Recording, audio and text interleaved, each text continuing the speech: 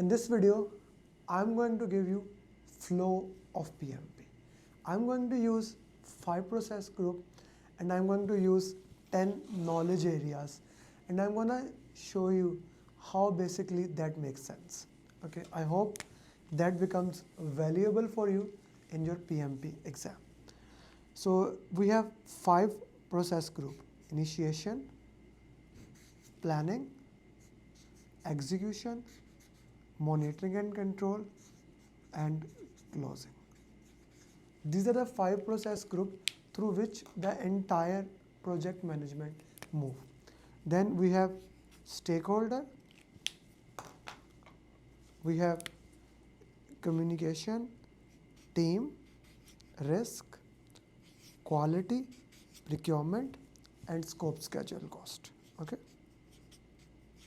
And then finally we have integration. So basically the purpose of this video is to give you the flow into that. What is the first thing happen when the project start? The first thing that happens when the project start, project charter is approved. So project charter is approved, then assumption log, and then stakeholder register. So if I put it in this format, here in initiation you are getting stakeholder register is being made. Once the stakeholder register is being made, in planning all the plans are made. But the first plan is stakeholder engagement plan from stakeholder side. In execution, when that plan is approved, that plan is implemented, which means, so in plan, when we are making the plan, we are looking at who are the stakeholders, what is their power interest, what are their needs, what are the strategies that are required to engage those stakeholders. All those things we are thinking when we are in planning stage. But when we go to the execution side, we are not thinking, we are just executing on that. Okay, I like to say it, do it. And in monitoring and control, we do a comparison. Are we behind the plan or are we on the plan? So if we talk, and in closing we don't do anything about stakeholder. So in the stakeholder topics, once the stakeholder engagement plan is made, we implement that plan. Like the strategies that have been agreed, we implement those strategies. That how those strategies are going to work, and if there is any change in those strategies that is needed. Okay, and if there is any change in those strategy, that we will look after in the monitoring and control. Then we make communication plan. Now, stakeholder topic starts with initiation. Every other topic start with the planning. So we make communication management plan, which, if you know, is 4 hours of communication. Right information at right time to right people to have right impact. Okay, so stakeholder communication plan both goes hand in hand. Once these plans are made, it is approved by the sponsor. In execution, we do manage communication.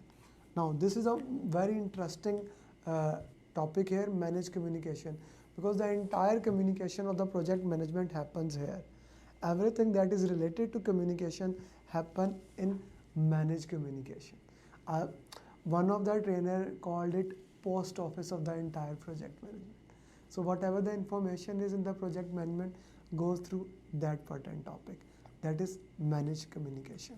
Then again, in monitoring and control, we do plan versus actual. We compare into that and we see how the plan was working and how the plan was not working. That happens for communication. The next topic is team, also known as resource management. We make resource management plan here. That talks about how to acquire the resources, how to develop the resources, how to manage the resources, and finally how to release the resources. Okay, so in the planning part, we just make a plan what type of skills are needed, right? What types of skills are needed when we are getting the resources. We do not hire a lot of resources in the planning, but we plan for them. Okay, we make resource calendar when those resources will be available, and if possible we make RAM and RACI, resource assignability matrix, or RACI, responsibility accountability concern chart, when those resources will be available. But we do not get majority resources here.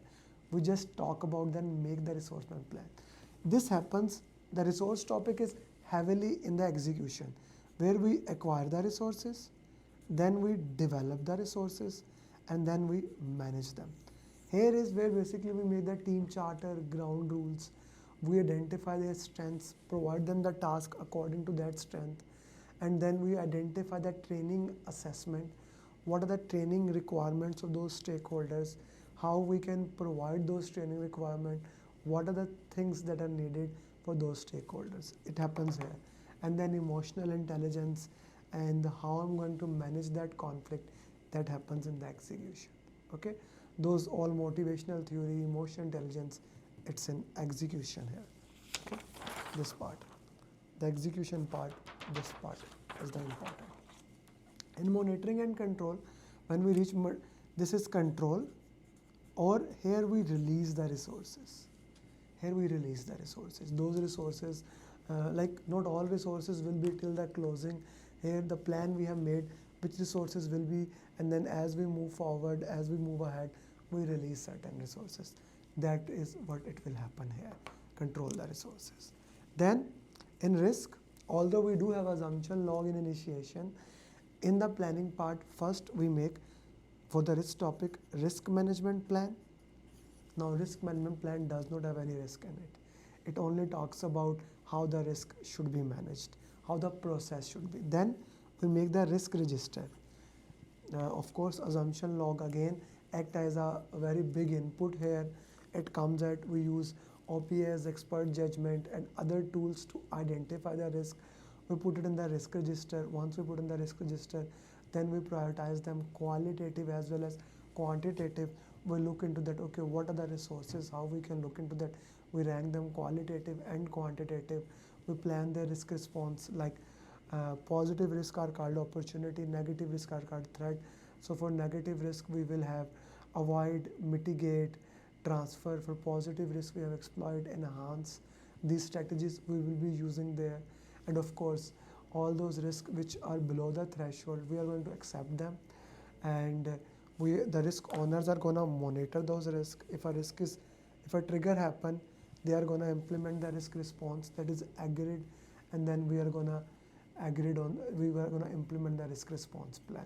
This is how the entire risk response plans, the risk process will work for you guys.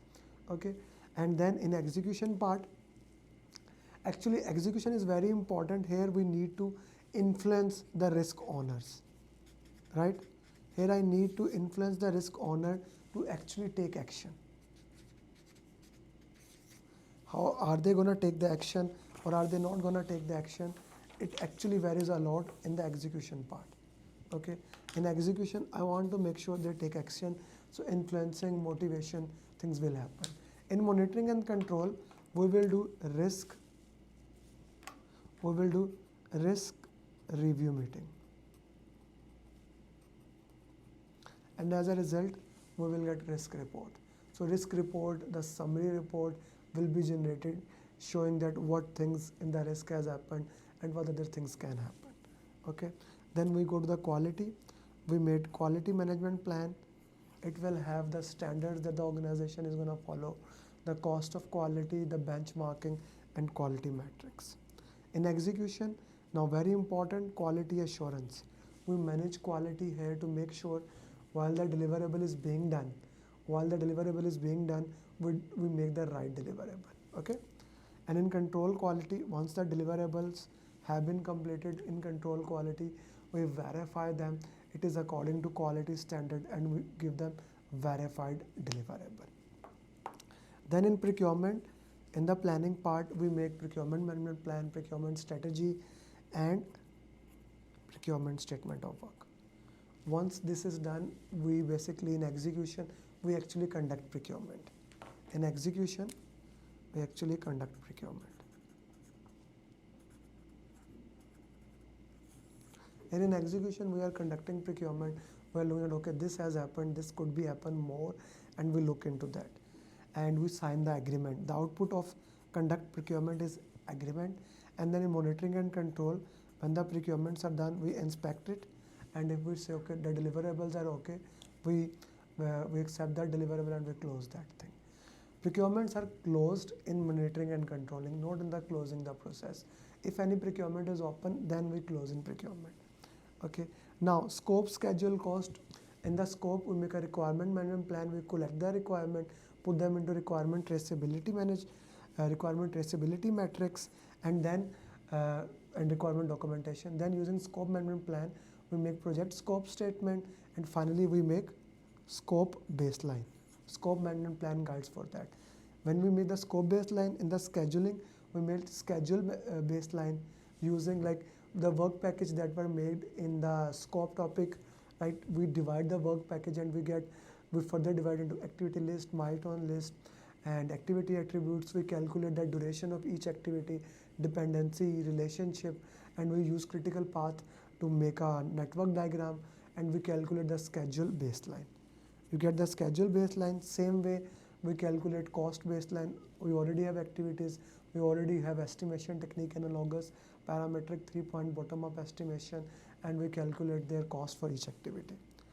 Once these baselines are done, all plans have been made.